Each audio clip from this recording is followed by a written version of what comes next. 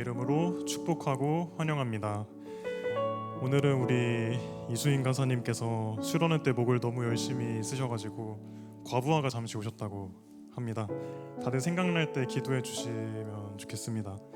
앞뒤 양옆 보시면서 반가운 얼굴들 눈 마주치시면서 인사해 볼까요? 반갑습니다.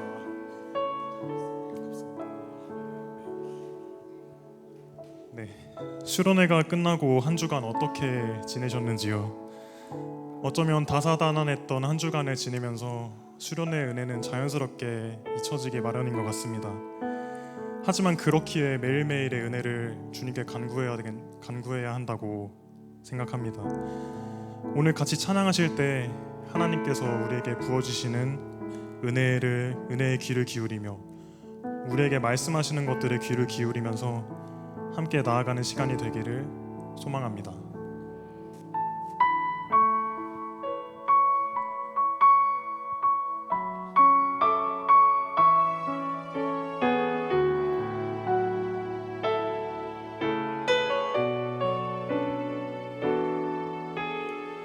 우리 보좌 앞에 모였네.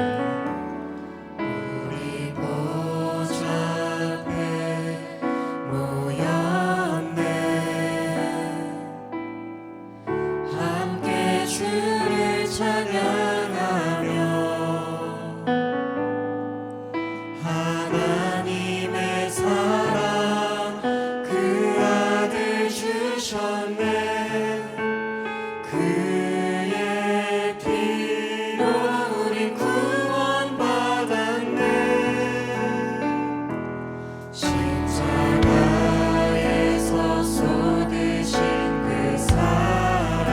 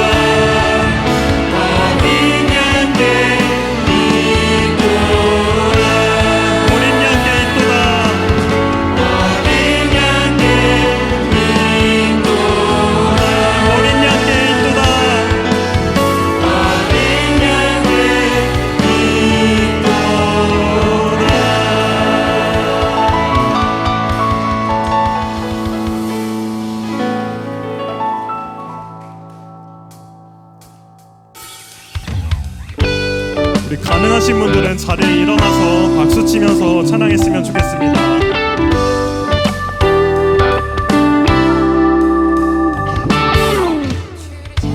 모든 자들이 주로 말미암아 기뻐하고 즐거워하게 하시며 주의 구원을 사랑하는 자들이 항상 말하기를 하나님을 위대하시다 하게 하소서. 주를 찾는 모든 자들이 주로 말미암아 기뻐하고 즐거워하게 하시며 주의 구원을 사랑하는 자들이 항상 말하기를 하나님은 위대하시다 하게 하소서.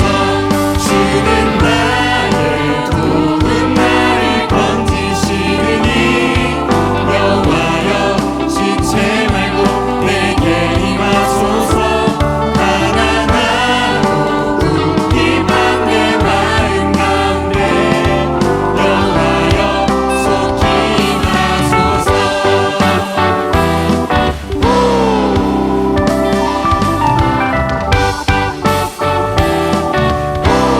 주를 찾는 모든 자들이 주로 말미암아 기뻐하고 즐거워하게 하시며 주의 구원을 사랑하는 자들이 항상 말하기를 하나님은 위대하시다. 처음부터 다시 찬양할까요? 주를 찾는 모든 자들이 주로 말미암아 기뻐하고 즐거워하게 하시며 주의 구원을 사랑하는 자들이 항상 말하기를 하나님은 위대하시다 하게 하소서. 주는 나의 도움 나를 건지시느니 여호와여 지체 말고 내게 임하소서. 가난하고 궁핍한 내 마음 가운데 여호와여 속히 임하소서. 주는 나의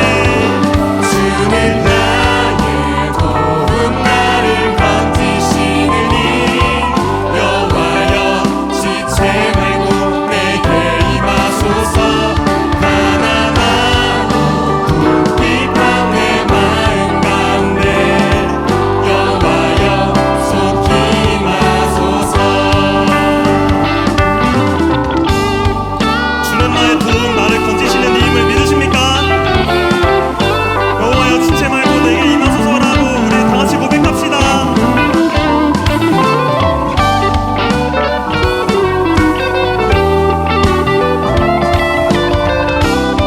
우리 목소리 높여서 찬양해 볼까요? 주는 나의 도움 나를 건지시느니 여호와여 지체 말고 내게 임하소서. 가난하고 궁핍한 내 마음 가운데 여호와여 속히 임하소서. 주는 나의 도움 나를 건지시느니 여호와여 지체 말고 내게 임하소서. 가난하고 궁핍한 내 마음 가운데 여호와여 속히 임하소서. 여호와여 속히 임하소서. 여호와여 속히 임하소서.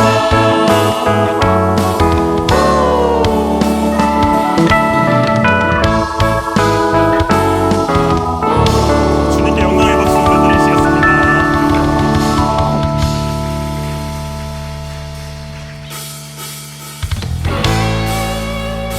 저희 수련회 때 했던 찬양입니다.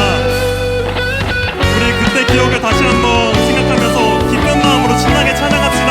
할렐루야! 저 높은 저 높은 하늘 위로 밝은 태양 떠오르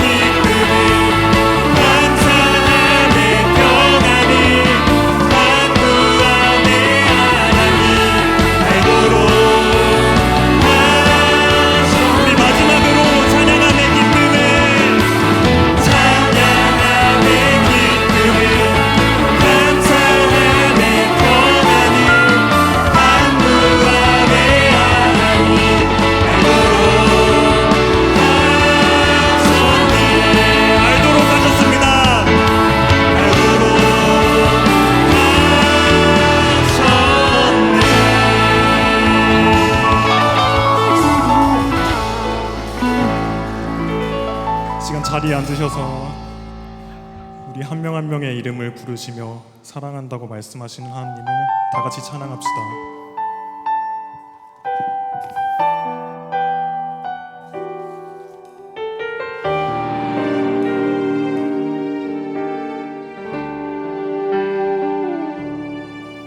나의 안에 거하라. 나는 내 하나님이니 모든 환난 가운데 너를 지키는 자라. 두려워하지 말라. 내가 널 도와주리니 놀라지 말라. 내 손 잡아주리라. 나의 안에 거하라. 나의 안에 거하라. 나는 내 하나님이니 모든 환난 가운데 너를 지키는 자라. 두려워하지 말라. 내가 널 도와주리니 놀라지 말라. 내 손 잡아주리라. 내가 너를 지명하여 불렀나니 너는 내 것이라. 내 것이라. 너의 하나님이라. 내가 너를 보배롭고 존귀하게 여기노라. 너를 사랑하는 내 여호와라.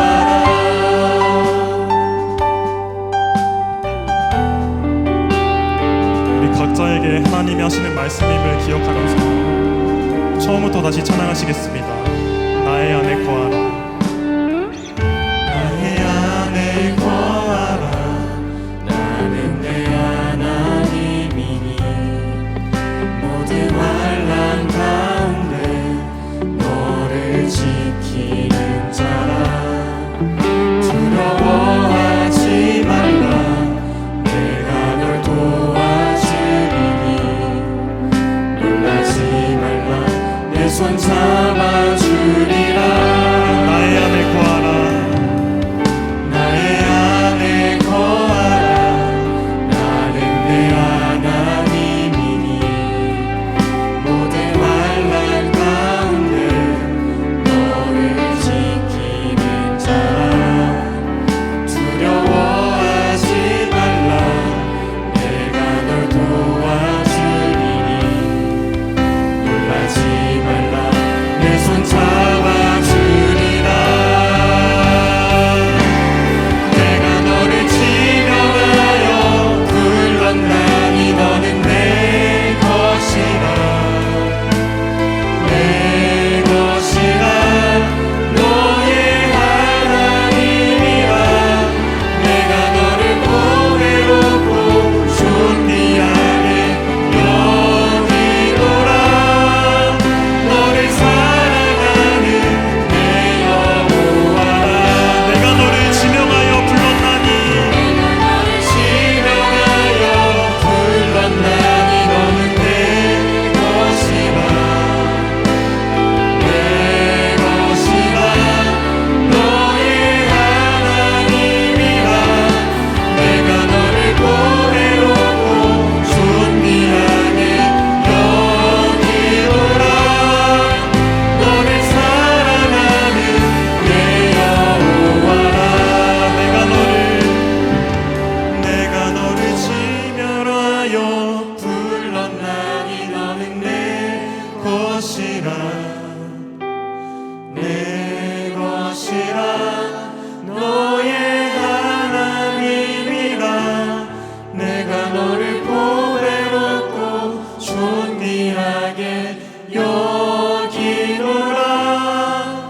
너를 사랑하는 내 여호와라.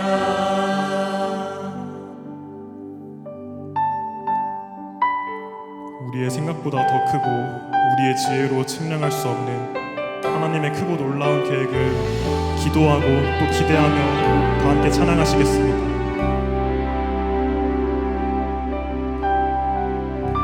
하나님의 부르심에 하나님의 부르심에는 후회하심이 없네. 내가 이 자리에 선 것도 주의 부르심이라. 하나님의 부르심에는 결코 실수가 없네. 나를 부르신 하나님의 신실하심을 믿네. 작은 나를 부르신 작은 나를 부르신 뜻은 나는 알 수 없지만 오직 감사와 순종으로 주의 길을 가리라. 때론 내가 연약해져도 주님 날 도우시니 주의 놀라운 그 계획을 나는 믿으며 살리.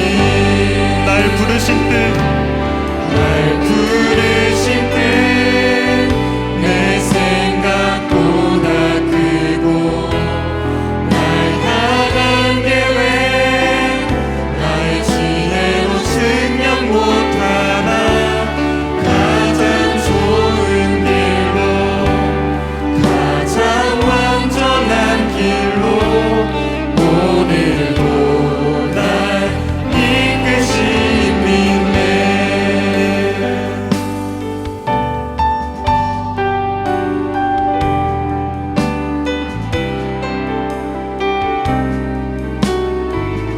우리 처음부터 다시 찬양하시겠습니다. 하나님의 부르심에는 후회하시며 하나님의 부르심에는 후회하심이 없네. 내가 이 자리에 선 것도 주의 부르심이라. 하나님의 부르심에는 결코 실수가 없네. 나를 부르신 하나님의 신실하심을 믿네. 작은 나를 부르셨습니다.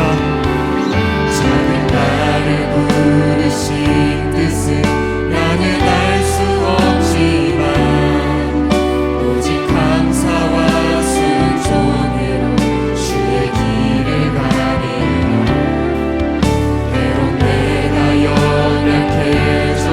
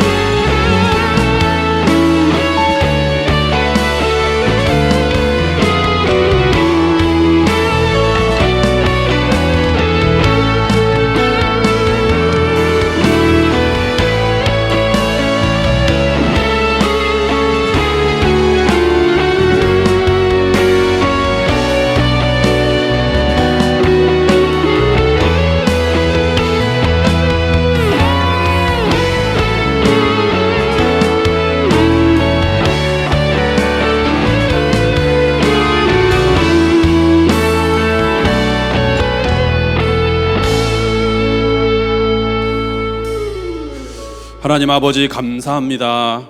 한 주간의 삶을 인도하여 주시고 오늘도 금요일 저녁에 하나님 앞에 나와 마음껏 찬양하고 기도할 수 있는 시간 주심을 감사드립니다.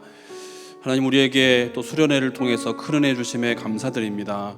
우리의 심령이 냉랭한 가슴, 차가워진 심령을 내어버리고 하나님 앞에서 찬양하고 우리의 중심을 하나님께 드리며 말씀 가운데 순종의 삶을 살아가는 영적 부흥이 우리 가운데 있도록 인도하여 주옵소서.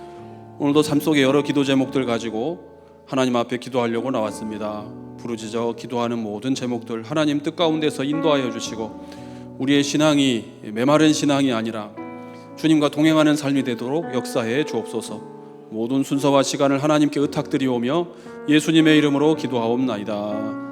아멘. 하나님의 말씀 시편 57편 7절로 11절 말씀 함께 보겠습니다. 시편 57편 7절로 11절 말씀입니다.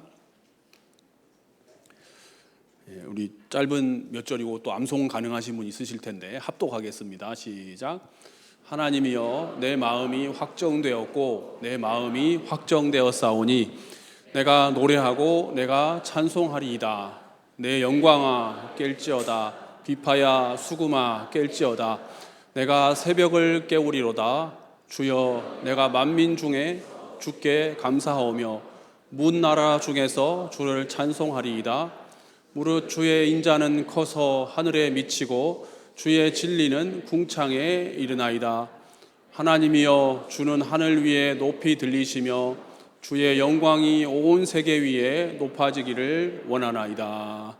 아멘. 전교인 수련회를 잘 마치고 일상 가운데 돌아오신 저와 여러분을 환영합니다. 어떻게 돌아오시니까 막 기도 소리가 커지지 않습니까? 네. 갑자기 뭐 별거 아닌데도 이렇게 마음에 어떤 영적인 감흥이 생기지 않습니까? 그래서 오늘 청년들이 또 찬양하는 모습 보니까 며칠 안 지났습니다. 며칠 전에 전교인 수련회에 뜨겁게 찬양했던 그 느낌이 탁 올라와서 오늘 말씀 가운데 기도하면 큰 은혜 하나님께서 주시겠다 하는 확신이 생깁니다. 저와 여러분에게 큰 은혜 주실 줄 믿습니다. 성도 여러분, 일상에서 이걸 잘 간직하시기 바랍니다. 수련회 때는 은혜 충만했는데 일주일 못 가고 반납하지 마시고 그 영성과 신앙의 어떤 분위기를 잘 이어가시면서 이럴 때 조금 더 기도하시고 더 하나님께 가까이 나아가는 저와 여러분 되시기를 축복합니다. 성도 여러분, 가장 좋아하는 찬양 있으시죠? 좋아하는 찬양 뭐 여기서 여쭤봐도 다 한두 곡씩은 가장 좋아하는 찬양이 있을 겁니다. 저는 제일 좋아하는 찬양이 한 500곡 됩니다. 고르기가 어렵습니다. 그리고 또 좋아하는, 늘 이 말씀만 보면 힘이 나는, 그 말씀을 떠올리면 큰 용기가 생기는 그런 성경 구절도 있으시죠? 그거 암송 구절인 경우가 많은데 그런 경우는 대체로 그 말씀 때문에 힘을 얻었던, 기도하는 가운데 큰 힘을 얻었던 경험이 있기 때문에 그 성경 구절이 또 그 찬양이 마음 가운데 남아 있는 겁니다. 그런 성경 구절 저는 한 300군데 됩니다. 이런 말씀이나 이런 찬양이 얼마나 중요한 거 아니? 정말 힘들 때, 기도할 때 갑자기 문득 떠오르는 그 찬양 가사, 찬양곡, 혹은 그 찬양은 대체로 성경 말씀이나 시편인 경우가 많죠. 그 말씀, 그 구절, 그런 경우는 기도 끝나고 찾습니다. 찾아가지고 그 말씀이 어디에 나오는 말씀이며 어떤 상황에서 누가 기록한 말씀인지 살펴보면 그 말씀이 주는 깊이와 또 묵상을 더 깊게 할 수가 있겠죠.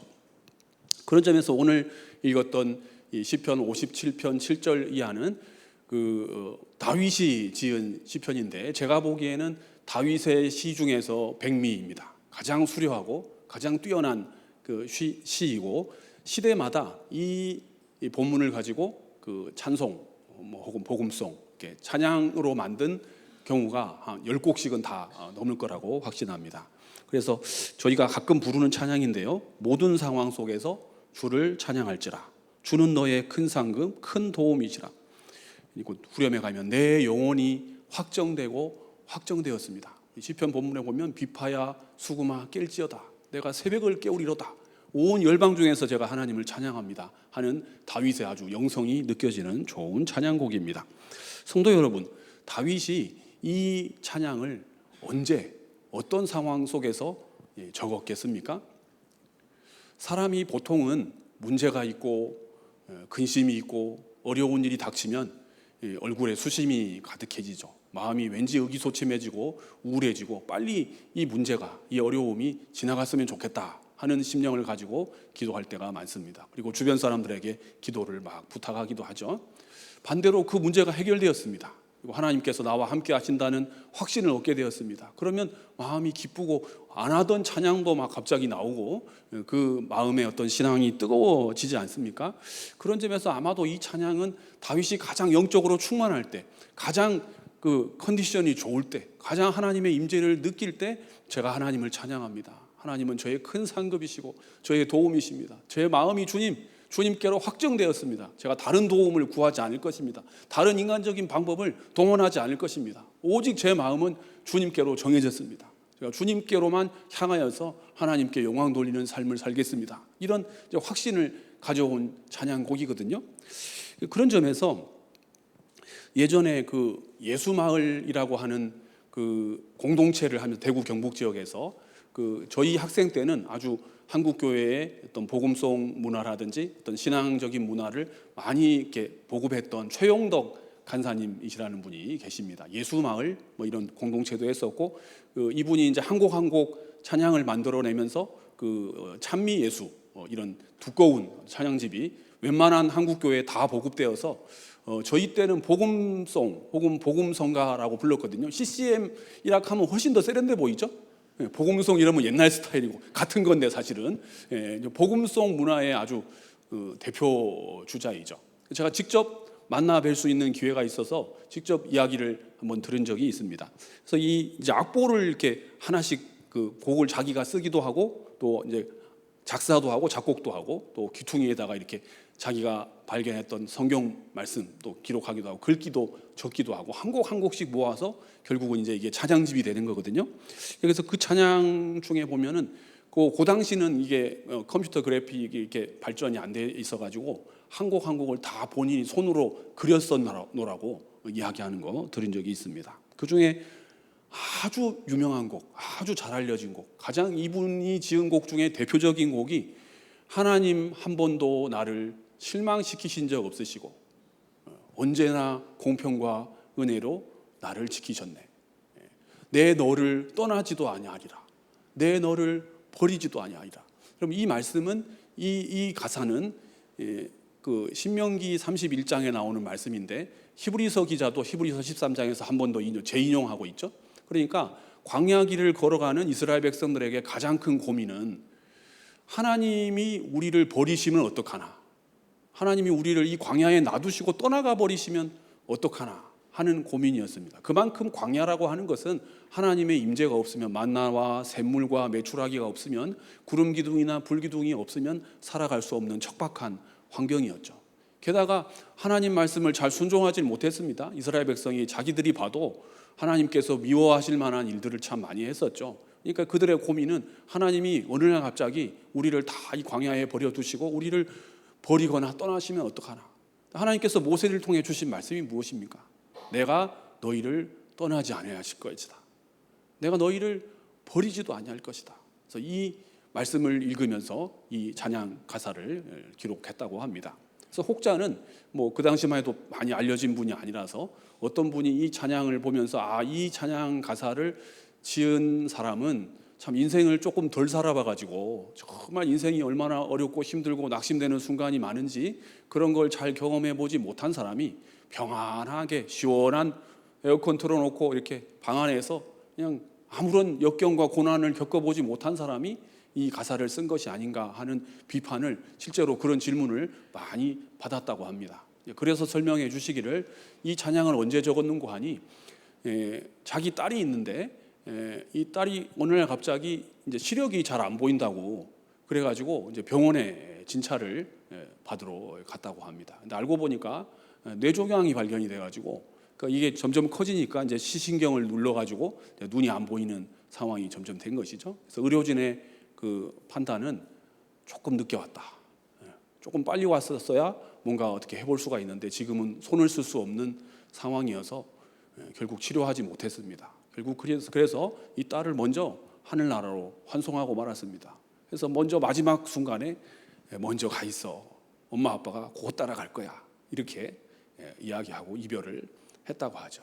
그리고 돌아와서 지은 곡이 하나님 한 번도 나를 실망시키신 적이 없으시고 언제나 공평과 은혜로 나를 지키셨네. 오 신실하신 주, 오 신실하신 주, 내 너를 떠나지도 아니하리라. 내가 너를 버리지도 아니하리라.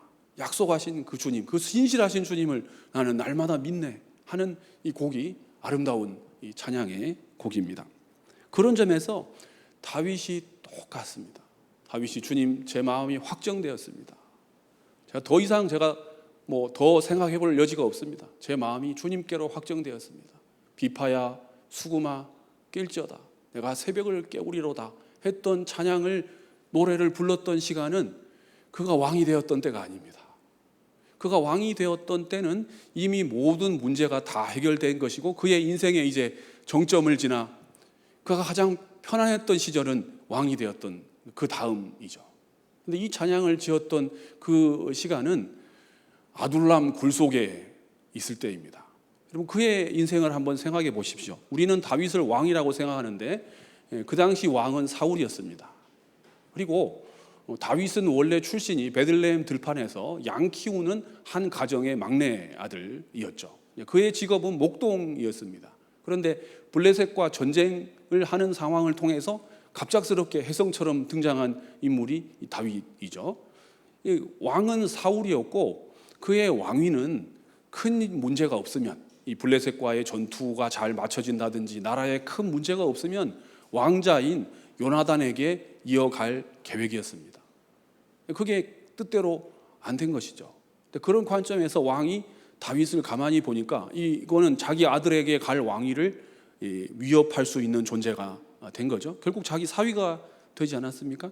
그러니까 결국 사울은 이제 다윗을 견제하기 시작한 것이죠. 조금 더 시간이 지나서는 이제 사울은 제정신이 아닙니다. 국정을 다 내팽개치고 도망간 다윗을 찾아서 처단하려고 온 수풀을 유대 광야를 다 헤집고 다니는 그런 상황이 되었습니다. 그래서 왕이 친위대를 보냈죠. 가장 전투력이 좋은 이 병력을 보내서 이 다윗을 찾게 다윗 그 일행을 찾도록 만들었죠. 그를 추격해서 그를 잡으려고 했습니다. 그러면 다윗은 어떻게 해야 됩니까? 도망가야죠.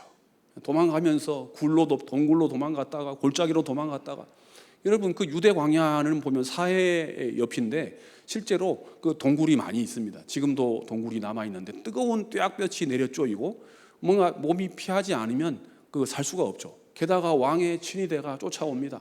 지형상 바로 앞에 보이는데 골짜기가 가운데 있어서 와서 잡지는 못하는 그런 지형도 있었죠. 말소리가 들립니다. 그래서 사울에게 막 항변하는 왜 저를 자꾸 쫓아오십니까? 왜 자꾸 저를 죽이려고 합니까? 항변했던 그런 시간도 있습니다. 한 번은 화살로 쏘면 맞출 수 있는 사정거리에 들어간 적도 있습니다. 겨우 도망쳐가지고 동굴 속으로 숨어가지고 피신한 적도 있단 말이죠. 그 시간이 다윗에게는 가장 공고하고 가장 힘들고 생명의 위협을 느끼는 순간이었습니다. 다윗 왕이 다윗의 후손으로 예수님이 오실 그 하나님의 그 언약과 계획은 그 먼 나중에 미래의 일인 거고 지금 당장은 도망가야 됩니다. 지금 당장은 생명을 부지해야 합니다. 그래야만 하나님의 뜻, 하나님의 영광, 온 세상을 구원하시려는 하나님의 그 축복의 통로로 쓰임받는 그 역할을 다윗이 하려면 지금 살아남아야죠. 그래서 다윗은 동굴에 숨으면서 피하면서 이 찬양을 불렀습니다. 그에게 원통한 자, 억울한 자 막 몰려들었죠. 그래서 다윗 일행이 동굴 속에 숨어 있으면 누군가 그걸 또 밀고 하면 사울 왕이 또 친위대가 쫓아와서 그를 잡으려고 했던 그 시간에 지었던 노래가 하나님 제 마음이 확정됐습니다. 제가 하나님을 찬양하는 인생을 살겠습니다 했던 것이 다윗의 신앙입니다. 그런 점에서 볼 때 다윗의 신앙의 특징은 유진 피터슨이 쓴 그 책 제목처럼 철저하게 현실에 뿌리 박은 영성이죠. 다윗에게 신앙은 이렇게 시원한 곳에 앉아서 조용히 기도하고 묵상하고 말씀 외우고 이런 신앙이 아니었습니다. 다윗에게 있어서 신앙은 무엇입니까? 오늘 하나님 말씀이 임해야 합니다. 오늘 내가 어디로 가야 될지 하나님께서 답을 주셔야 됩니다. 내가 이쪽으로 갈지 이쪽으로 갈지 동굴로 피할지 광야로 피할지 요새로 피할지 산성으로 피할지 하나님께 철저히 묻고 하나님의 인도하심을 따라서 이 왕의 친위대의 공격을 피해서 몸을 피하면서 자기 측근들을 보호하면서 살아남아야 되는 그런 시간을 보냈죠. 그래서 그는 전쟁터에 나갔을 때도 하나님께 기도하고 하나님의 그 힘입어서 살았던 인물이죠. 그에게는 전혀 이게 관념이 아니었죠. 신앙이 철저히 살아있는 삶 속의 문제였습니다. 예전에 그 기독 지식인들 사이에서 기독교 사상, 기독교 세계관 이런 무브먼트가 있었던 적이 있습니다. 그 당시만 해도 이제 교회 하면 떠오르는 이미지가 나이 많으신 이제 저희 부모님 계층에서 막 강요하는 신앙의 모습도 있었지 않습니까? 그래서 교회 나오면 뭔가 조금 합리적인 질문을 해보려고 하면 좀 신앙이 없는 사람처럼 그냥 믿으면 돼, 뭐 이런 느낌. 그러니까 기도하면 다 해결돼, 뭐 이런 느낌. 잘 안 되면 네가 기도를 덜 해서 그런 거야, 뭐 이런 느낌으로 괜히 질문 잘못하면 야단 맞던 그런 시절이 있었습니다. 주일날 돈 쓰면 안 된다 그래가지고 얼마나 그것 때문에 힘들었는지 모르죠. 요즘 같으면 조금 이해 안 가는 신앙생활의 모습인데 우리 부모님 세대는 그게 철칙이었죠. 그게 신앙의 중요한 내용이었죠. 그래서 교회를 잘 지켰고 또 교회 부흥의 큰 역사도 경험했던 것도 사실입니다. 그런 시대 속에서 조금 젊은이들, 조금 생각이 있는 약간 그 지성적인 그리스도인으로서 뭔가 좀 성경을 보면서 복음을 이해해 보려고 하는 분들에게 아주 좋은 접근이었다고 저는 생각합니다. 그래서 어떤 좀 합리적인 설명, 또 좀 약간 과학적인 설명, 성경을 읽으면서 좀 지성적인 접근, 그래서 기독교적인 세계관을 가지고 온 세상 만물을 바라보면 좋겠죠. 얼마나 복음적이고 성경적입니까? 기독교 사상을 잘 연구해서 일반적인 세속적인 어떤 철학이 줄 수 없는 영적인 풍요함을 대학생들에게 줄 수 있겠죠. 그래서 많은 또 젊은 그리스도인들이 복음을 또 듣고 이해할 수 있는 좋은 계기가 되었다고 생각합니다. 그런데 문제는 목회 현장에 와 보니까 생각보다 많은 분들이 기독교 신앙을 관념이나 사상으로 생각하는 분들이 많다는 것을 발견했습니다. 그러니까 여러분, 신앙이 무엇입니까? 신앙이 머릿속에 있는 겁니까? 신앙은 내가 복음이 무엇인지 지식적으로 잘 이해하고 그걸 또 설명할 수 있고, 그게 복음입니까? 그게 신앙입니까? 관념으로, 사상으로 신앙을 생각하는 분들이 생각보다 많더라는 거죠. 그런 분들의 또 공통점이자 특징은 썬데이 크리스찬인 경우가 많았습니다. 그러니까 복음을 관념으로, 사상으로 이해하니 주중에는 뭐 복음을 써먹을 일이 없는 것이죠. 그냥 주일날 예배 시간에 잠깐 복음적인, 기독교적인, 성경적인 뷰를 가지고 성경을 보고 말씀을 듣고 예배를 참여하고, 월요일부터는 다시 일반인하고 다를 바 없는 그런 한 주간의 삶을 살고, 또 주일날 나와서 복음적인 뷰를 가지고 말씀을 보고 예배를 참여하고, 그런 반복적인 신앙생활을 하는 거죠. 그런 분들에게 뜨거운 영성을 기대할 수 있겠습니까? 그거 안 나오는 것보다 훨씬 낫습니다. 예수 안 믿는 것보다 1000배 낫습니다. 하지만 그런 분들에게 정말 성령님의 임재와 같은 뜨거운 어떤 영적인 능력, 기도했더니 하나님께서 나에게 응답을 주셨다, 이런 어떤 반응을 기대할 수가 있겠냐는 겁니다. 일본 기독교는 한국보다 훨씬 더 복음이 빨리 전파가 되었는데 우리처럼 이렇게 뜨겁지가 않습니다. 일본 선교를 가보신 분은 다 아실 텐데 큰 교회가 없죠. 100명 모이는 교회면 초대형 교회. 우리는 100명 모이면 미자립 교회죠. 개척교회인데 한국처럼 이렇게 교회가 많고 부흥하고 또 뜨겁게 기도하고 찬양하는 것이 없고 냉랭하게 조용하게 몇 사람 그냥 모여가지고 기도하고 하는 게 다라고 합니다. 그래서 많은 신학자, 목회자, 기독교 철학자들이 연구를 했어요. 선교사들이 어떻게 이렇게 차이가 있을 수 있는가. 어떤 면에서 우리보다 더 먼저 믿었는데 일본 기독교는 이렇게 냉랭하고 좀 규모도 작고 좀 스타일이 좀 이렇게 차가운가 하는 것에 대한 많은 분들이 연구를 했습니다. 여러 가지 이유가 있는데 가장 대표적으로 꼽히는 이유 중에 하나가 1500년대에 이제 그 프란시스 자비에르가 처음 이제 기독교를 일본에 전파했는데 한 100년 지나면서 30만 명이 늘어났습니다. 그러니까 쇼군이 가만히 보니까 이게 이제 서양 종교인데 가만히 놔두면 약간 이제 정치적인 위협을 느낀 거죠. 우리나라 통치에 좀 도움이 안 될 것 같은, 좀 적대 세력이 될 수도 있을 것 같은 위협을 느꼈습니다. 그래서 이제 핍박을 하려고 요구를 했죠. 이제 앞으로는 기독교를 이렇게 믿어서는 안 되고 모든 기독교인은 신도나 그 불교로 바꿀 것을 요청했습니다. 그래서 바꾸지 않으면 이제 핍박이 시작되는 것이죠. 그래서 교회 지도자들이 모여서 많이 연구를 했습니다. 고민을 하고, 그래서 결론을 선택을 해야 되니까 핍박을 감내하고 신앙을 지킬 것인가, 아니면 신도나 불교로 바꿀 것인가, 이것을 이제 고민하기 시작했죠. 그래서 일본 기독교가 내린 결론이 무엇인 줄 압니까? 숨은 그리스도인입니다. 그러니까 국가가 요구하는 대로 그 불교나 신도로 바꾸기로 한 거죠. 다만 신앙은 마음속에 있는 거니까 성경책을 다 벽장에다 감추었습니다. 네, 오늘부터 저희는 신도와 불교를 믿겠습니다. 다만 아무한테도 얘기하지 않고 마음속으로는 하나님을 섬기겠습니다. 이렇게 하고 밖에 나가서 사회생활할 때는 신도주의자인 것처럼, 불교신자인 것처럼 하고, 집에 와서 아무도 모를 때 방문 다 걸어 잠궈 놓고 혼자서 성경책 꺼내서 읽고 기도하고 하는 신앙생활을 했던 거죠. 우리나라는 어떻게 했습니까? 우리나라는 정반대의 결정을 했습니다.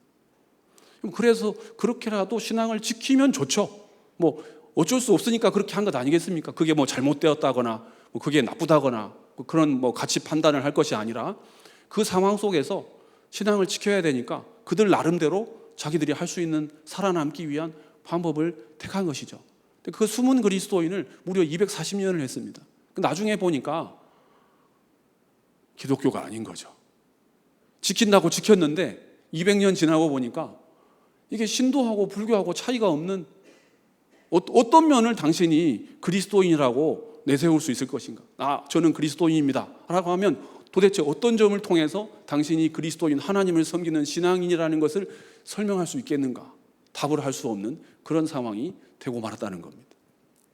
또 한 가지 일본 기독교가 냉랭하고 차가운 이유로 꼽는 대표적인 이유는, 그 메이지 유신 때 그 네덜란드 상인들을 통해서 이제 기독교가 이제 본격적으로 전파가 되었는데, 그때 이제 그 난학이라고 해서 네덜란드 상인들이 전파해준 어떤 학문적인 연구, 기독교 서적들을 좀 전파해주면서, 그러니까 일본의 기독교는 학문으로 전파가 됐다는 거죠. 처음 알려질 때부터 일본 사람들이 생각할 때 기독교는 서양에서 들어온 학문, 책을 읽고 이게 내용이 무엇인지 이해하고, 그러니까 이 학문적인 연구로 신앙생활을 하다 보니 지금 이런 상황이 왔다는 겁니다. 반대로 한국 교회는 학문적인 연구라기보다는 삶 속의 문제이죠. 내가 당장 지금 너무나 어려운 문제가 있는데 하나님 앞에 기도하면 하나님께서 온 우주 만물을 창조하신 분이시니까 그분이 나와 임재하시고 나와 함께 하시고 예수님을 통해서 나를 구원하시고, 예수를 믿으면 이 세상에서도 하나님의 자녀가 되고 영원한 천국이 약속되어 있고, 이 복음이 그 도탄에 빠져있던 많은 사람들에게 구원의 빛이 되었고, 많은 사람들이 기독교를 신앙으로 받아들이기 시작했다는 것입니다. 그래서 신앙은 관념이나 사상이라기보다는, 신앙은 머릿속의 문제라기보다는 내가 어떤 말씀을 어떤 식으로 이해하고 있느냐, 알고 있느냐, 지식적으로 내가 어떤 지적인 능력을 가지고 소유하고 있느냐라기보다는 내가 매일의 삶 속에서 주님과 동행하는 삶을 살고 있느냐. 그래서 신앙은 우리가 신앙생활이라고 이야기하지 않습니까? 아주 좋은 용어라고 생각합니다. 신앙관념 이런 단어는 아직 없습니다. 신앙철학 이런 관념도 없죠. 그런 용어는 없습니다. 신앙생활이라고 하는 용어가 있을 뿐이죠. 여러분, 신앙은 생활입니다. 매일의 삶 속에서 여러분 어떤 문제가 있으십니까? 다윗처럼 지금 아둘람 굴에서 적군을 피해서 도망치는 그런 상황이십니까? 생명의 위협을 느끼는 그런 문제 가운데 있으십니까?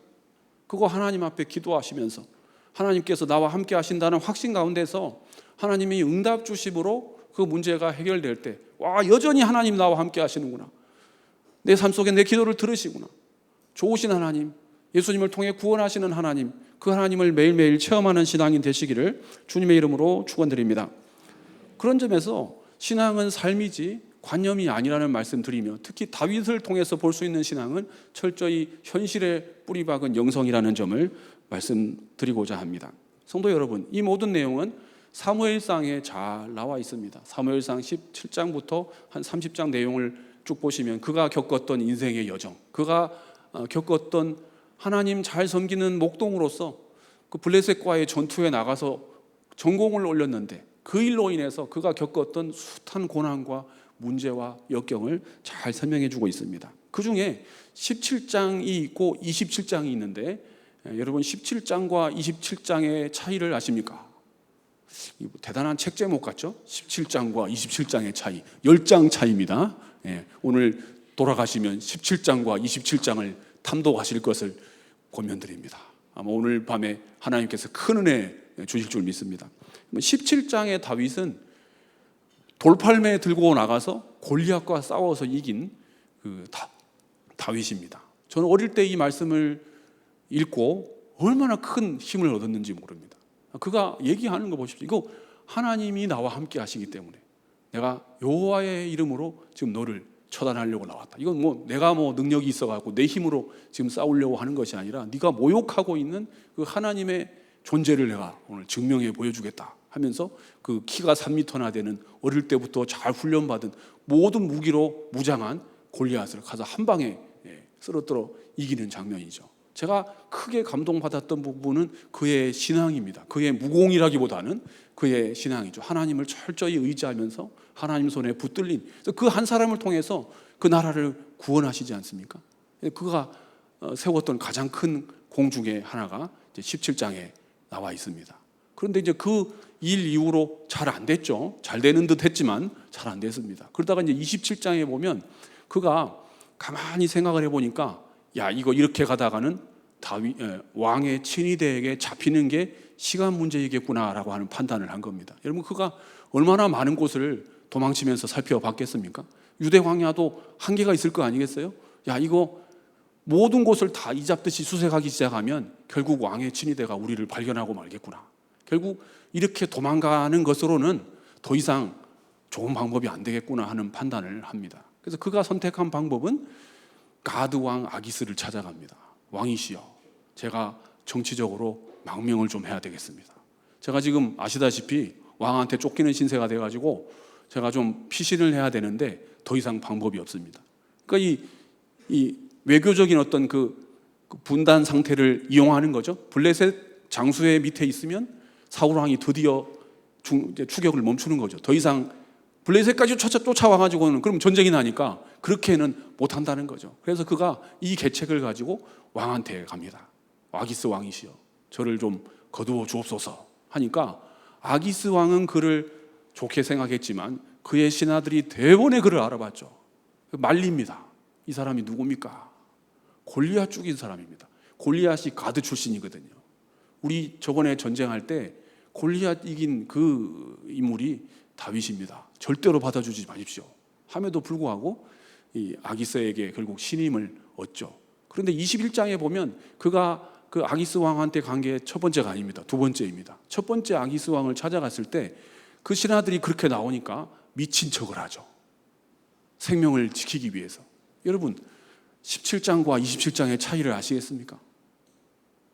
한쪽에서는 돌 들고 나가서 하나님의 이름으로 적군을 쓰러뜨린 다윗입니다. 똑같은 사람입니다. 27장에는 생명을 지키려고 블레셋 왕한테 가가지고 자기 생명을 보호해달라고, 도와달라고 요청하는 그런 인간적인 계책에 아주 발빠른 그런 다윗을 볼 수가 있다는 겁니다. 여러분, 그 가드 왕 아기스가 시글락이라고 하는 곳을 이제 주거든요. 여기서 이제 거주하라고. 시글락에 살았던 시간이 그 27장에 보면은 1년 4개월이었습니다. 1년 4개월 동안 다윗은 어떤 삶을 살아야 했습니까? 숨은 그리스도인. 철저히 이중적으로 살아야 됩니다. 아기스 왕과 그의 신하들이 있는 자리에서는 네, 저는 블레셋 사람입니다. 저는 절대로 사울 왕에게 돌아갈 그런 인물이 아닙니다. 저는 그쪽하고는 완전히 등을 졌기 때문에 저는 블레셋 군대의 일원으로서 블레셋 군대가 나가서 전쟁을 해야 되면 저 같이 갈 겁니다. 전공도 올릴 거고 여러분의 적이 저에게도 적입니다. 이렇게 해야 되는 거죠. 하지만 여러분, 다윗이 어떤 존재입니까? 다윗이 블레셋 사람입니까? 그의 마음속에는 하나님의 부르심의 소명이 있지 않습니까? 이중적으로 살아야 되는 거죠. 그래서 여러분이 아둘람 굴 21장에 그 굴에서 하나님 찬양하는 시를 지었던 다윗은 어디 가버렸습니까? 27장의 다윗은 그런 다윗이 아니지 않습니까? 그래서 그 1년 4개월 동안은 단 한 편의 시도 짓지를 못했습니다. 다윗의 인생에, 다윗의 신앙에 이 1년 4개월은 가장 암울하고 가장 영적으로 어둡고 가장 침체되었던 시간이 이 1년 4개월이라는 사실입니다. 성도 여러분, 17장의 다윗은 한마디로 성령 충만한 다윗입니다. 그런데 27장의 다윗은 인간적인 계략에 충만한 그런 다윗이죠. 같은 사람, 같은 상황입니다. 전혀 뭔가 달라진 것이 없죠. 자신의 마음 상태만 달라진 것이죠. 성도 여러분, 어떤 삶이 더 하나님 보시기에 충만한 삶이겠습니까? 우리가 기도할 때 성령 충만을 구할 때가 많습니다. 그리고 우리가 수련회 때 기도했던 것처럼 영적 부흥을 주시도록 기도하는 시간이 참 많습니다. 하나님께서 저와 여러분에게 영적 부흥을 주시기를 원합니다. 이 가슴 속에 부흥이 새롭게 되기를 원합니다. 여러분, 부흥이라고 하는 단어는 잘 아시는 것처럼 다시 살아난다는 의미이죠. 그러니까 원래 없던 것을, 감사하게도 없던 것을 새로 만들어내려면 얼마나 힘들겠습니까마는 부흥이라고 하는 단어 자체가, 영어로 리바이벌이라고 하는 단어 자체가 전에 있었던 것을 다시금 살리는 것이죠. 심폐소생술, 원래 뛰던 심장을 다시 뛰게 만드는 것이죠. 원래 붙었던 불이 조금 사그러들려고 할 때 그 불을 다시금 불타오르게 만드는 것이죠. 그런 점에서 부흥을 주옵소서 하는 기도는 우리에게 참 적절한 기도입니다. 하나님, 전에 제가 뜨겁게 믿었던 그 신앙이 한 번 더 회복되게 해 주옵소서라고 기도하는 것이죠. 한때 한국 교회가 부흥을 2명이 4명 되고 4명이 16명 되는 것을 부흥이라고 생각했던 적이 있습니다. 그래서 복 많이 받았습니다. 그래서 세계 10대 대형교회가 세계 10대 대형교회 중에 8개입니까? 7개입니까? 다 한국에 있습니다. 엄청난 복을 우리가 누렸죠. 그런데 우리가 팬데믹 지나면서 가만히 보니까 1명이 2명 되고 2명이 4명 되는 것도 반드시 부흥은 맞는데 또 다른 부흥의 한 측면을 우리가 발견했죠. 여러분, 정말로 영적인 의미에서 부흥이라고 하는 것은 연약했던 한 사람이 강한 한 사람이 되는 것입니다. 혼자서는 아무것도 할 수 없던 한 사람이 혼자서도 능히 주님과 동행할 수 있는 삶을 살 수 있는 한 사람이 되는 것입니다. 불확실했던 한 사람이 확실했던 한 사람이 되는 것이죠. 숨어서 기도하던 한 사람이 담대히 나와서 기도할 수 있는 그런 사람이 되는 것을 말합니다. 나 혼자도 신앙이 안 되던 사람이 다른 사람도 인도해 줄 수 있는 사람이 되는 것을 말합니다. 여러분, 그 한 사람이 되시기를 축복합니다. 하나님께서 저와 여러분의 가슴에 영적인 부흥을 주시기를 원합니다. 이전에 가졌던 뜨거운 신앙으로 한 번 더 회복시켜 주시는 은혜가 있기를 원합니다. 인간적인 계략으로 저의 문제를 해결하려고 하는 것이 아니라 하나님의 성령의 인도하심으로, 하나님의 도우심으로 모든 문제를 해결하시는 그런 은혜를 하나님께서 주시기를 원합니다. 오늘 그 은혜 주시도록 함께 합심해서 또 찬양하고 기도하기를 원합니다. 모든 상황 속에서 함께 찬양하겠습니다.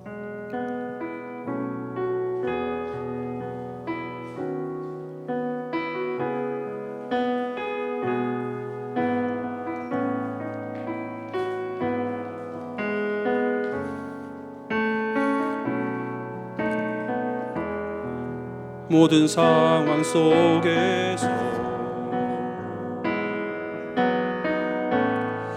주를 찬양할지라. 주는 너의 큰 상급, 주는 너의 큰 상급, 큰 도움이시라. 주의 얼굴 구할 때, 주의 얼굴 구할 때 주의 영을 부사, 주의 영을 부사,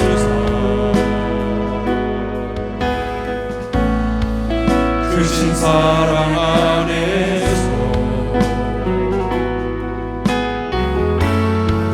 주를 보게 하소서. 내 영혼이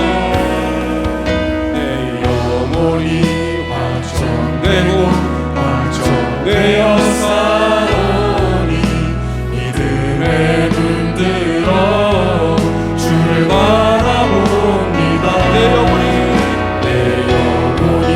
확정되고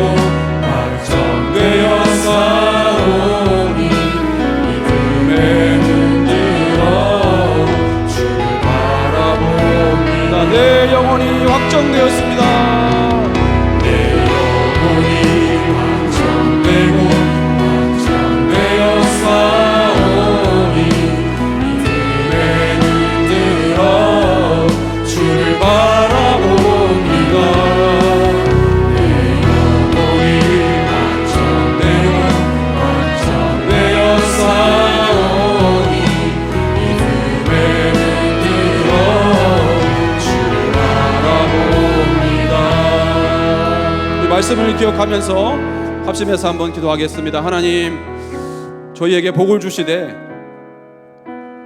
부흥의 복을 주옵소서. 하나님의 은혜를 부어 주옵소서. 영적인 부흥을 우리 가운데 허락해 주옵소서. 냉랭했던 신앙을 벗어던져 버리고 삶 속에서 죄와 싸우는 영성을 우리에게 부어 주옵소서. 늘 하나님과 동행하는 어떠한 상황에서든지 좋을 때만 찬양하는 것이 아니라 공고하고 낙심되고 힘들 때에도 온전히 하나님 말씀을 붙들고 순종하며 하나님을 찬양하며 하나님을 영화롭게 하며 역경 속에서도 온전히 주님만 바라보는 그런 영적인 인물이 되게 하여 주옵소서. 그런 은혜를 저와 우리 모든 공동체에게 허락해 주옵소서. 우리 합심해서 기도하겠습니다. 주여,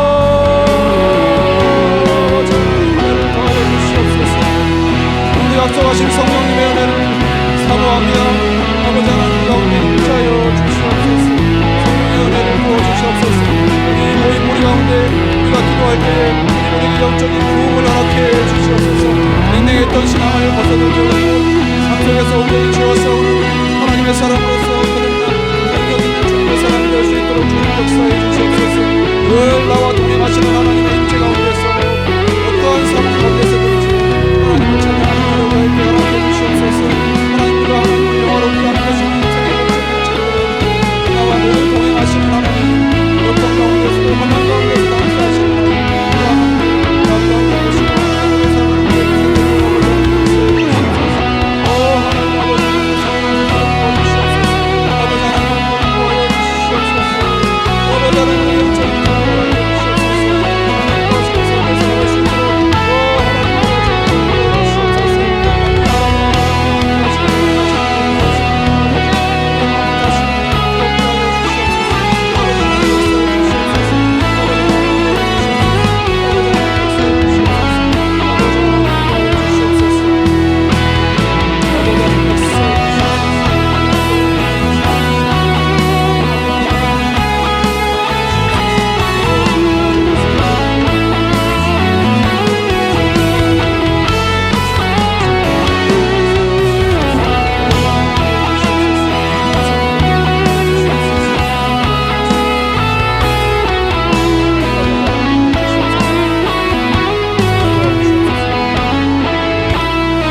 한 번 더 합심해서 기도하겠습니다. 권능의 하나님, 우리 자신의 모든 문제와 고난과 어려움을 하나님 앞에 내어놓습니다. 오늘도 이 시간에 기도하려고 나왔습니다. 오직 하나님, 주님의 인도하심만이, 주님의 역사하심만이 우리를 새롭게 할 수 있습니다.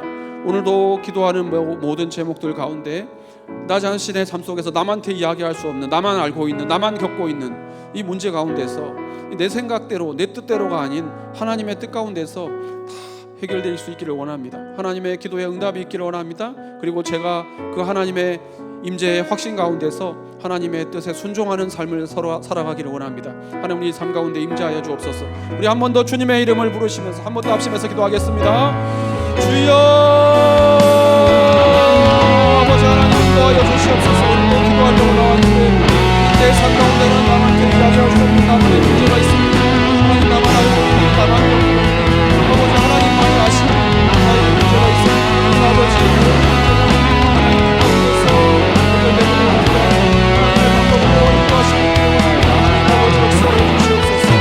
하나님, 내 능력과 내 계략과 내 기책과 나보다 훨씬 더 인도하시는 하나님의 능력 가운데서 하나님의 말씀에 순종하는 삶을 살게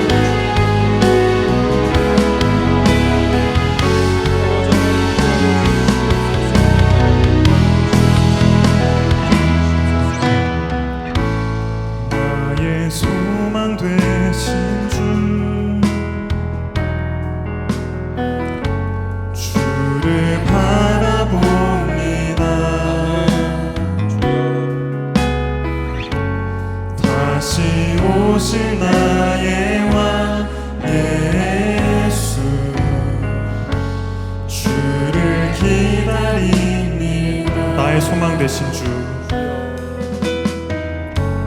나의 소망 되신 주, 주를 바라봅니다. 다시 오실 나의 왕 예수, 주를 기다립니다. 밤이나 낮이나 밤이나 낮이나 어제나 오늘도 영원히 주만 찬양해. 괴롭고 슬플 때 낙망하여 넘어져도 언제나 주만 찬양하. 밤이나 낮이나 밤이나 낮이나 어제나 오늘도 영원히 주만 찬양해. 외롭고 슬플 때 낙망하여 넘어져도 언제나 주만 찬양하겠네. 주시옵소서. 우리 교회를 위해서 함께 기도하겠습니다. 우리 기도 제목 세 가지가 있습니다. 전교인 수련회 통해서 큰 은혜와 기쁨 주심에 감사드립니다. 온 세대가 하나님 주신 부흥을 경험하며 온 마음과 뜻 다해 하나님을 예배하는 삶을 살기를 원합니다.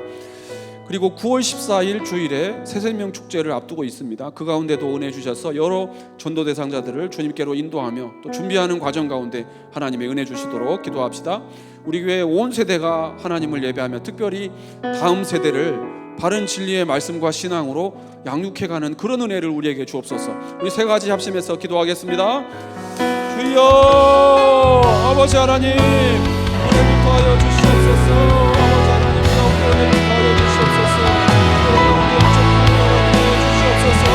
저희 하나님 함께하시는 감사드립니다. 역사해 주시옵소서. 우리가 부흥을 경험하며 지금 온 세대가 찬양하고 찬양할 수 있도록 도와주시옵소서. 세상의 축제를 준비하고 있는데 하나님에게 허락하신 또 영혼을 기대하며 하나님께 맡겨주신 역사해 주시옵소서.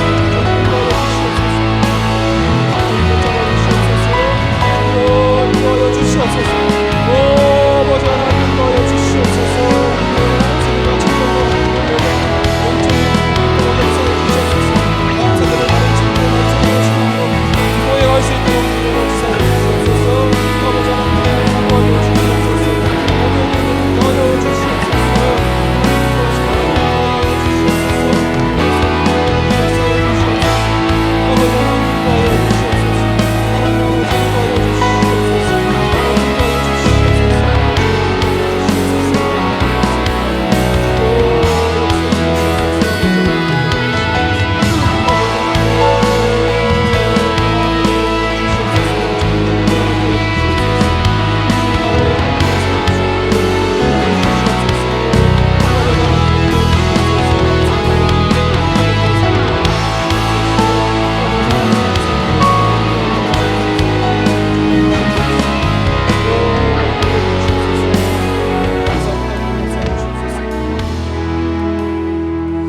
새생명 축제를 위해서 한 번 더 합심해서 기도했으면 합니다.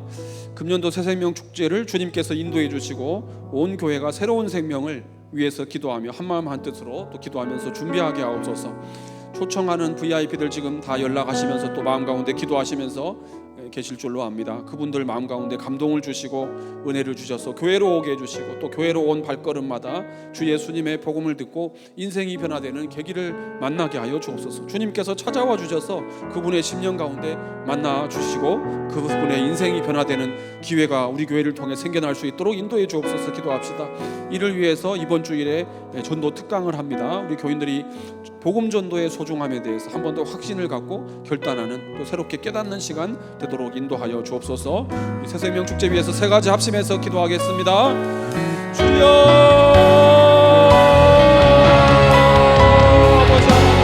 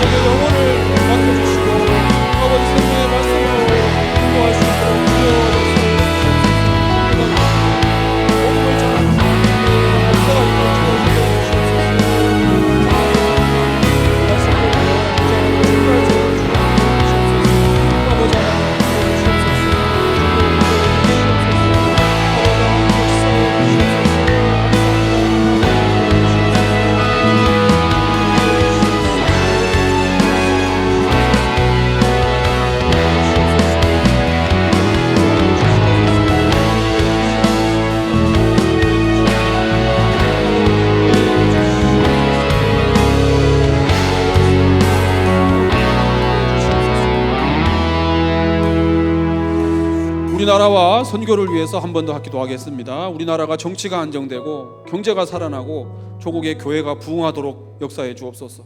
그 기반을 통해서 세계 모든 나라에 복음을 증거하는 하나님의 축복의 통로로 쓰임받게 하옵소서. 기도합시다. 지금도 세계 각곳에서 주님 주신 사명을 가지고 선교 사역에 힘쓰고 계시는 파송 선교사, 협력 선교사, 또 우리가 위해서 기도하고 있는 분들이 있습니다. 그분들에게 은혜 위에 은혜를 더하여 주셔서 건강과 안전을 책임져 주시고 아무쪼록 하시는 모든 사역 가운데 복음의 열매가 있도록 축복해 주옵소서. 우리 두 가지 합심해서 기도하겠습니다. 주여!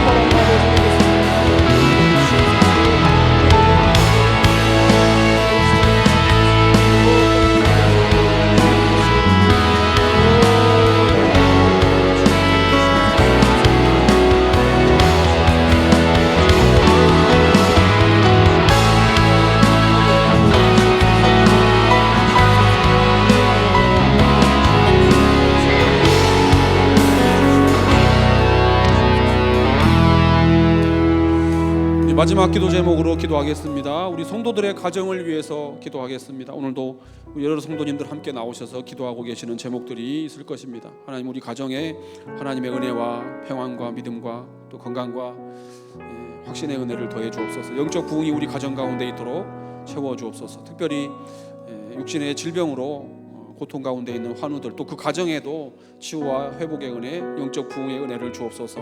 우리 환우 명단이 있습니다. 이름 보시면서 또 이름 불러가시면서 기도하시고 마지막으로 개인 기도 시간 가지겠습니다. 다 함께 기도하겠습니다. 오 하나님 아버지, 오늘도 우리 가운데 기도 제목들이 있사오니 하나님, 우리 교회 각 가정들을